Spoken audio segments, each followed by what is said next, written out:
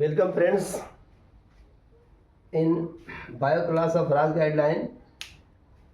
आज हम लोग क्लास 10th का digestive process in human beings पढ़ेंगे।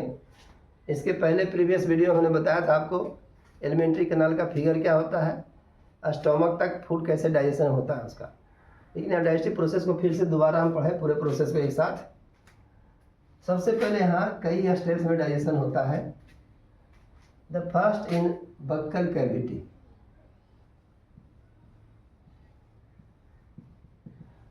बक्कल कैविटी में जैसे ही फूड का मैस्टिकेशन होता है, यानी दांतों से भोजन को चबाया जाता है, पीसा जाता है, काटा जाता है, जो भी कह लो आप, सिंप्लीफाई किया जाता है। फिर इस मैस्टिकेटेड फूड में, यानी जो मैस्टिकेटेड फूड आया, मैस्टिकेटेड फूड प्लस मिल गया इसमें सलाइवा। अब जानते हो सलाइवा में एक एंजाइम होता है टाइलिन या सैलिवरी एमाइलेज। अब उसका काम है कार्बोहाइड्रेट को सिंप्लीफाई करना। ये कार्बोहाइड्रेट को सिंप्लीफाई करेगा। सलाइवा का और भी दो रोल होता है, kills the germs, makes the food soft, and third role होता है पार्शियल डाइजेशन ऑफ कार्बोहाइड्रेट, क्योंकि इसमें टाइलिन एंजाइम होता है या सैलिवरी एमाइलेज भी कहते हैं इसको। इसके बाद यहाँ टंग का रोल होता है। टंग फूड को सलाइवा के साथ मिक्स कर देता है, जो मैस्टिकेशन हुआ था उसको मिक्स कर देता है और भोजन को अंदर धकेलने में भी हेल्प करता है। इतना प्रोसेस होता है माउथ के अंदर, बक्कल कैविटी के अंदर। सेकेंड आप कह सकते हो ओइसोफेगस। तो याद रखिएगा, it is a space where no digestion takes place. ये केवल फूड को अंदर पास करने का एक रास्ता देता है ओनली। ओइसोफेगस से फूड पास करता है, इसमें होता है एक मूवमेंट, पेरिस्टालसिस मूवमेंट करते हैं इसको, पेरिस्टालसिस मूवमेंट। ये मूव करता है फूड, ये लगातार रिदमिक कॉन्ट्रैक्शन रिलैक्सेशन होता है ओसोफेजियल मसल्स में। होता तो थ्रू आउट फूड पाइप में, लेकिन यहाँ भोजन पास करने के लिए अभी हम लोग ओसोफेगस की बात कर रहे हैं। ओसोफेगस से भोजन पास होगा, जाएगा स्टोमक में। स्टोमक में सबसे पहले गैस्ट्रिक ग्लैंड से एक्टिवेट होता है। गैस्ट्रिक ग्लैंड से जो गैस्ट्रिक जूस निकलता है, इस गैस्ट्रिक जूस में 3 मटेरियल्स होते हैं, HCl, पेप्सिनोजेन और म्यूकस। HCl क्या करता है, क्वेश्चन आता है what is the role of HCl in our digestion. HCl food को सॉफ्ट बनाता है, जर्म्स को किल करता है। ये दो रोल सलाइवा के भी है कॉमन, HCl और सलाइवा का दोनों कॉमन रोल है। थर्ड रोल है यहाँ, it creates proper site for enzyme action. ये पेप्सिनोजेन को पेप्सिन में बदल देता है, और पेप्सिन प्रोटीन को डाइजेस्ट करता है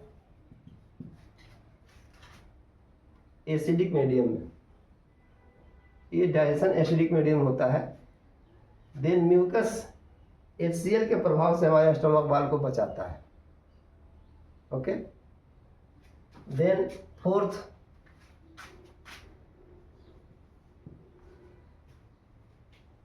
जब स्टमक में भोजन पच जाता है, ये लगभग यहाँ 3 से 4 घंटे भोजन रहता है। वो डिपेंड करता है फूड के नेचर पर, कैसा भोजन हम खा रहे हैं। जैसे 3 से 4 घंटे के बाद भोजन नीचे खिसकता है, हमारा स्टमक खाली हो जाता है, हम भूख अनुभव करते हैं। फिर भोजन आता है हमारा स्मॉल इंटेस्टाइन में। अब स्मॉल इंटेस्टाइन का 2 पार्ट होता है, ऐसे 3 पार्ट कर सकते हैं, लेकिन यहाँ डिओडिनम, सेकेंड होता है जेजुनम और इलियम एक साथ। जैसे ही भोजन डिओडिनम में पहुंचा, यहाँ 2 काम होता है। लीवर से निकलता है बाइल जूस, और बाइल जूस फैट को सिंप्लीफाई करता है, उसको कहते हैं इमल्सिफिकेशन, यानी simplify lipid molecules, that is called emulsification. ये हो गया फर्स्ट प्रोसेस। सेकेंड प्रोसेस होता है जिसको हम लोग कहते हैं पैनक्रियाज से निकलता है पैनक्रियाटिक जूस। यहाँ पैनक्रियाटिक जूस निकल रहा है। पैनक्रियाटिक जूस में 3 एंजाइम्स होता है, एमाइलेज, लाइपेज और ट्रिप्सिन। एमाइलेज डाइजेस्ट करता है कार्बोहाइड्रेट को, जो माउथ में डाइजेस्ट हुआ था सलाइवा के द्वारा, उसी को डाइजेस्ट करता है। एमाइलेज कार्बोहाइड्रेट, एक कार्बोहाइड्रेट को डाइजेस्ट करता है कार्बोहाइड्रेट। लाइपेज ये करता है लिपिड को, और ये करता है प्रोटीन को।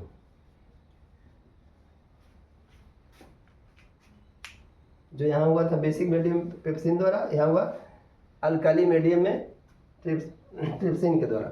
ये डिफरेंस भी पूछता है कि ट्रिप्सिन और पेप्सिन दोनों प्रोटीन डाइजेस्टिंग एंजाइम है, तो क्या इसमें डिफरेंस है। तो ये काम करता है एसिडिक मीडियम में पेप्सिन, और ट्रिप्सिन काम करता है अल्काली या बेसिक मीडियम जो कह लो स्मॉल। ये होता है स्मॉल इंटेस्टाइन में निकलता है, और ये निकलता है स्टोमक में।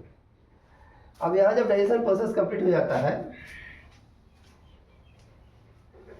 तो भोजन जाता है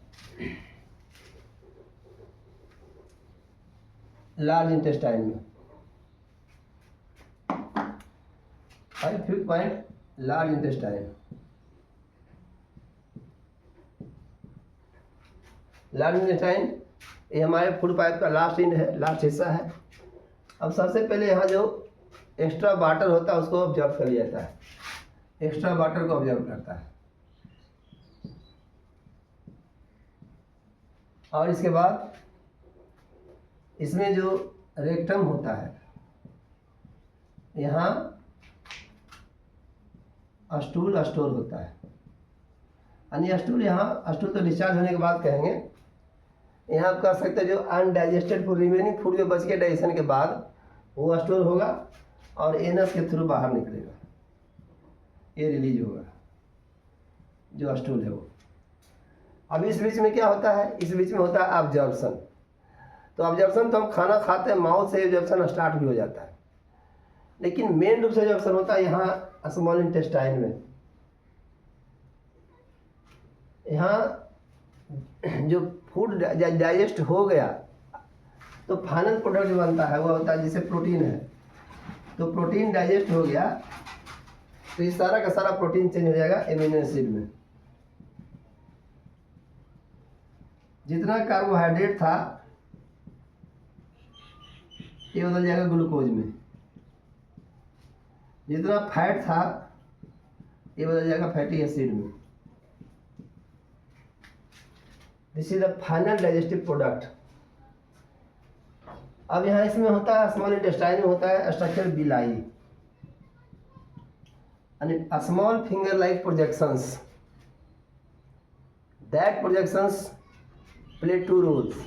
First, it increases the absorptive surface of a small intestine, यानी जो सरफेस उसको बढ़ाता है, इनर सरफेस को, और साथ ही साथ ये फूड को ऑब्जर्व करने में भी हेल्प करता है। अब इसी में लिम्फ वेसल्स होता है जो फैट को कैरी करता है। इसी के बीच बीच में ब्लड वेसल्स बड़ा होता है जो एमिनो एसिड या ग्लूकोज को कैरी करता है और पूरे बॉडी में उसको ट्रांसपोर्ट कर देता है। ये हुआ प्रोसेस आपका digestion process in human beings. इतना सारा स्टेप को आप याद रखिएगा, कहाँ कहाँ क्या प्रोसेस हुआ। एंजाइम्स का नाम आपको याद रखना है। सबसे पहले माउथ में निकलता है सेरेब्रल एमाइलेज जो पार्शियल डाइजेशन करता है कार्बोहाइड्रेट का। स्टोमक में निकलता है आपको 3 एंजाइम, एंजाइम एक निकलता है, 3 जूसेस निकलता है, that is HCl, pepsinogen and mucus. Mucus prevent करता है HCl के प्रभाव से हमारे इनर स्टमक वाल को। पेप्सिनोजिन बदलता है पेप्सिन में HCl का हेल्प लेकर के, और पार्शियल डाइजेशन करता है प्रोटीन का।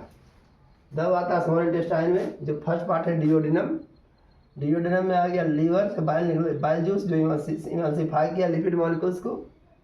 पैनक्रियाज, यहाँ पैनक्रेटिक जूस निकला जिसमें 3 एंजाइम एमाइलेज, लाइपेज, ट्रिप्सिन, एक कार्बोहाइड्रेट को, लिपिड को और प्रोटीन को डाइजेस्ट करता है। फिर जाता है फूड, लोअर पार्ट में स्मॉल इंटेस्टाइन का, जहाँ फाइनल डाइजेशन होता है, वहाँ भी एंजाइम से निकलता है, लेकिन 10th के बुक में इसका चर्चा नहीं है। यहाँ फाइनली डाइजेशन के बाद ये प्रोटीन एमिनो एसिड बदल जाता है, कार्बोहाइड्रेट ग्लूकोज बदलता है, फैट फैटी एसिड बदलता है। इस बीच में बिलाई में स्ट्रक्चर होता है, स्मॉल इंटेस्टाइन में स्ट्रक्चर होता है बिलाई फिंगर लाइक प्रोजेक्शंस, जो उसको इंटेस्टाइन के इनर सरफेस को बढ़ाता है और फूड को ऑब्जर्व करने में हेल्प करता है। बाकी फूड जमा होता है रेक्टम में, जो अनडाइजेस्टेड है, एनस द्वारा वो टाइम टू टाइम बाहर निकल जाता है। Thank you for today.